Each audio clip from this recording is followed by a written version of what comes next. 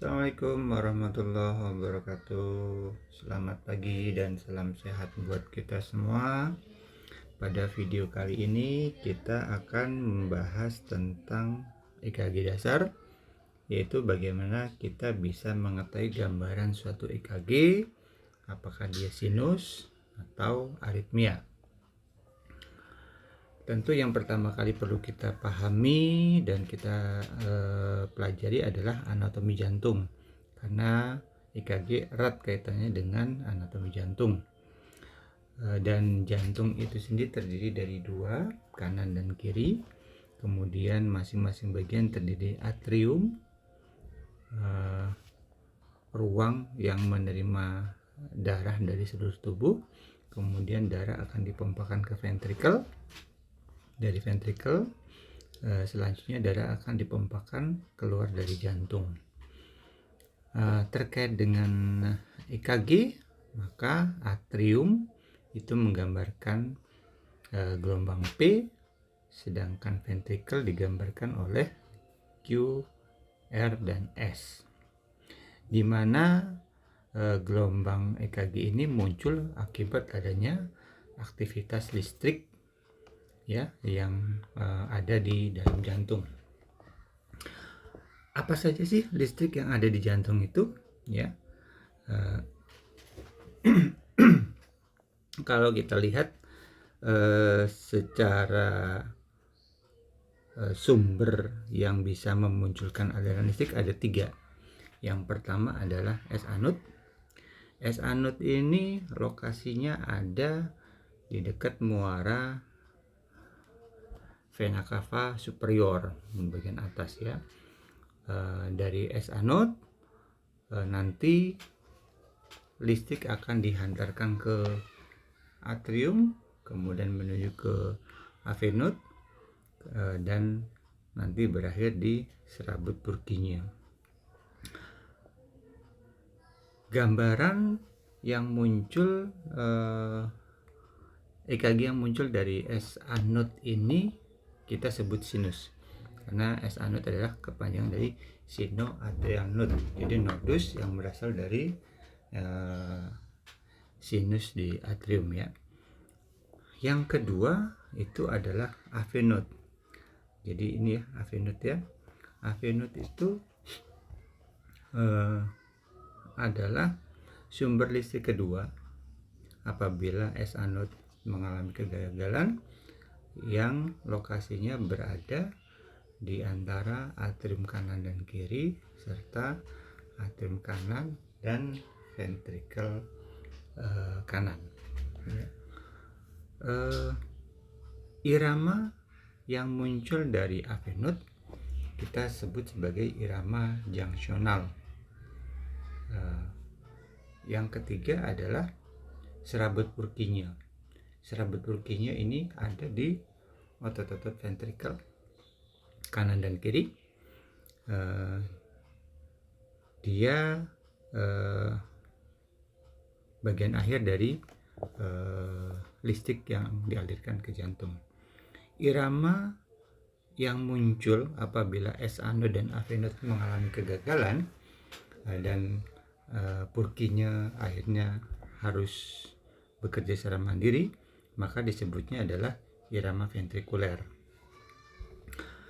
Kemudian apa sih yang membedakan antara irama sinus, junctional, dan ventrikuler ya? Jadi kalau kita lihat irama sinus, kita lihat gelombang P akan selalu diikuti oleh QRS. Yang kedua, kompleks QRS-nya sempit. Sedangkan untuk junctional yang membedakan adalah gelombang P-nya, karena tadi dia berada di antara atrium dan ventrikel, maka di situ nanti gelombang P-nya bisa tidak ada atau justru P-nya negatif. Yang kedua, QRS-nya juga sempit. Yang ketiga, irama ventrikuler. Apa yang membedakan? Karena dia ada di otot-otot ventrikel, maka di situ tidak ada gelombang P sama sekali. Yang kedua, QRS-nya lebar. Jadi dari ketiganya yang membedakan adalah irama sinus P diikuti QRS dan T, kemudian QRS-nya sempit, junctional, P-nya tidak ada atau P-nya negatif, QRS-nya sempit, sedangkan ventrikuler P tidak ada, QRS-nya lebar ya. Nah, apa sih perbedaan antara S-anode, avenode, dan serabut Purkinje? S-anode adalah pacu jantung alami yang dipengaruhi oleh sistem saraf otonom, jadi dia otomatis akan terangsang dan memicu jantung untuk berdenyut. Sedangkan avenode dia adalah listrik yang akan berfungsi apabila S-anode mengalami kegagalan. Jika S-anode tidak mengalami kegagalan, dia hanya akan menyalurkan energi listrik yang berasal dari S-anode untuk diteruskan ke serabut Purkinje. Serabut Purkinje sama seperti avenode, dia akan berfungsi apabila S-anode dan avenode mengalami kegagalan. Lokasi S-anode tadi seperti saya sampaikan berada di dekat muara vena cava superior. Sedangkan avenode lokasinya di dekat dinding posterior dari atrium kanan. Serabut Purkinje berada di sepanjang dinding ventrikel. Untuk denyut jantungnya sendiri, S-anode kisaran antara 60-100, avenode 40-60, serabut Purkinje 20-40. Karena dia berasal dari S-anode, maka iramanya disebut sinus, avenode junctional, serta dari serabut Purkinje kita sebut iramanya ventrikuler, seperti yang tadi sempat kita sampaikan. Ini beda iramanya ya, bahwa untuk irama sinus itu ada P selalu diikuti QRS, kemudian kalau di junctional P-nya tidak ada atau negatif, sedangkan di serabut Purkinje P-nya tidak ada. QRS-nya S-anode itu sempit, di avenode sempit, sedangkan di Purkinje QRS-nya lebar. Nah, mengacu dari informasi yang kita sampaikan tadi, kita coba lakukan pembacaan untuk 8 jenis EKG. Jadi di sini kita murni hanya melihat apakah dia sinus, apakah junctional atau ventrikuler ya. Nah, ini irama EKG yang pertama. Pada irama EKG ini berarti kita akan melihat gelombang P, QRS dengan QRS sempit. Sehingga dengan hasil ini kita bisa tarik kesimpulan bahwa irama ini adalah irama sinus. Ini irama yang kedua. Gelombang P tidak ada, QRS-nya lebar, berarti iramanya adalah irama ventrikuler ya. Ini EKG yang ketiga. P-nya tidak ada dengan QRS sempit, berarti iramanya adalah yang kedua tadi ya, dari avenode, irama junctional. Ini yang keempat. P tidak ada, QRS-nya lebar, berarti sama dengan yang kedua tadi ya, berarti ini adalah irama ventrikuler ya. Nah, ini gambar yang kelima. Ada gelombang P serta ada QRS. QRS-nya sempit ya. Jadi irama ini ada irama sinus. Nah, ini ada P negatif ya, diikuti QRS sempit, berarti irama dari avenode, irama junctional ya. Nah, ini ada gelombang P, ada QRS sempit, berarti irama sinus. Nah, ini yang ke-8. P tidak ada, QRS-nya lebar, sudah pasti irama ventrikuler ya. Nah, jadi jika kita coba membaca irama EKG berdasarkan sumber listriknya, nah itu kita tadi bisa melakukan analisa terhadap 8 jenis EKG ya. Berikutnya supaya kita tahu bahwa iramanya ritm kah atau takikardi atau bradikardi, tentu kita harus bisa membaca atau menghitung berapa denyut jantung suatu irama EKG. Untuk menghitung denyut jantung, maka nanti erat kaitannya dengan kertas EKG, di mana rumus untuk menghitung ini nanti akan sangat tergantung dari kecepatan standar yang dimiliki oleh mesin. Kecepatannya bisa kita rubah, tetapi secara internasional sudah disepakati bahwa kecepatan EKG, mesin EKG itu adalah 25 mm per detik, di mana masing-masing kertas EKG itu nanti ada satu kotak kecil. Setiap 5 kotak kecil itu nanti ada garis lebih tebal, itu satu kotak sedang, dan setiap 5 kotak sedang nanti ada garis pembatas di atas ini ya, itu adalah satu kotak besar atau 25 mm ya. Jadi rumus pertama 1500 dibagi jumlah kotak kecil interval R ke R. Rumus kedua kita pakai kotak sedang, berarti dibagi 5. 300 dibagi jumlah kotak sedang interval R ke R. Apa sih interval R ke R itu? Itu adalah kita lihat R ke R ini yang disebut interval ya. Jadi nanti kita akan melihat berapa jumlah kotak di antara R ke R ini. Ini dua rumus ini hanya bisa digunakan pada EKG yang teratur ya.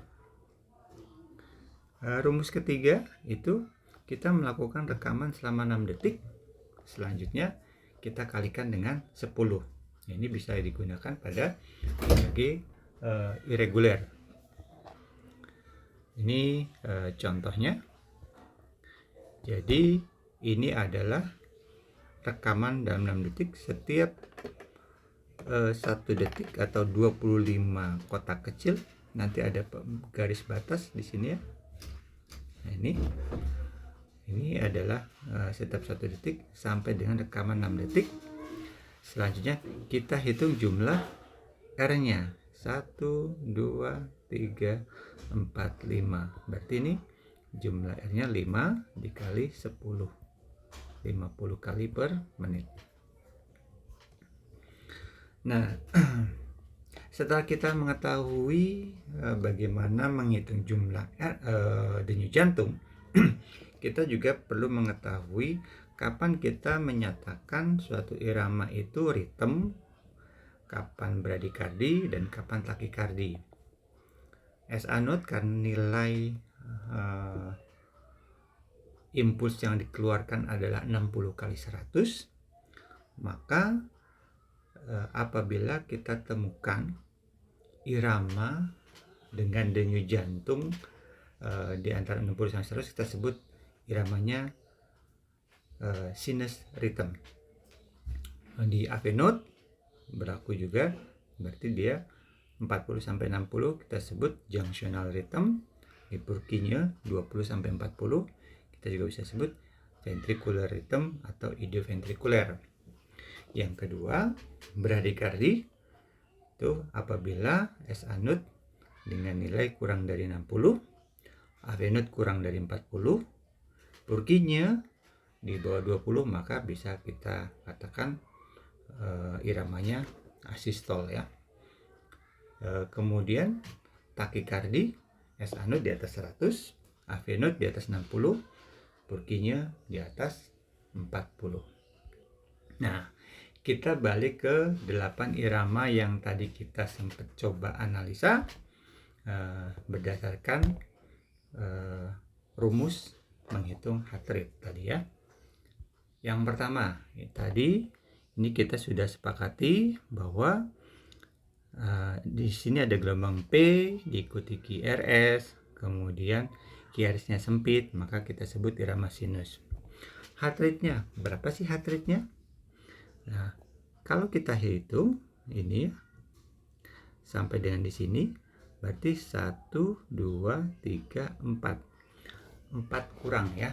Jadi 4 kurang, kalau 4 itu 300 dibagi 4, berarti heart rate-nya sekitar 75. Jadi untuk EKG ini kisaran heart rate-nya adalah 75 sampai 80.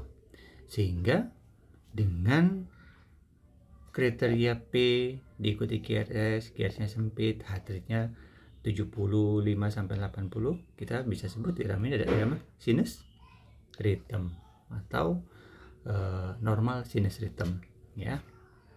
Yang kedua, ini nanti tadi kita juga sudah hitung ya, kita sudah analisa. Irama kedua adalah irama ventrikuler karena P tidak ada, QRS-nya lebar. Sekarang kita hitung juga berapa heart rate yang muncul. Kita ambil cut off di sini dan sampai di sini ya. Berarti 1, 2, 3. 3 lebih sedikit ya, 4 kurang. Berapa nilainya? Berarti sekitar 60 sampai 65. Dengan nilai itu berarti heart rate-nya di atas 40 ya, karena Purkinje. Sehingga kita bisa sebut irama ini sebagai irama ventrikuler takikardi. Berikutnya untuk irama junctional ya, sesuai dengan yang tadi kita bahas, kita hitung heart rate-nya. 1 kotak sedang, 2, 3, 4, 5. Berarti ada 5 kotak sedang. 300 dibagi 5, nilainya sekitar 50. Karena dia adalah junctional, maka sesuai ya, junctional iramanya 40 sampai 60. Jadi kita sebut irama junctional rhythm. Ini yang terakhir ya. Yang keempat, irama ventrikuler. Kita hitung berapa denyut jantungnya. 1, 2, 3, 4, 5, 6, 7, 8, 9 kurang. Berarti 300 bagi 9, nilainya sekitar 30 sampai 35. Sedangkan Purkinje memiliki nilai impuls 20 sampai 40, sehingga iramanya adalah ventricular rhythm ya, atau idioventrikuler. Nah,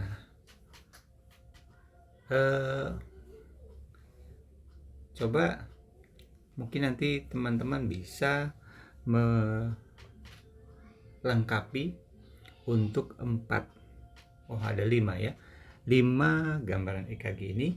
Kira-kira gambarannya apa lengkapnya ya? Apakah dia bradikardi, takikardi, atau ritm? Silahkan pelajari bersama dan boleh dituliskan di kolom komentar. Terima kasih.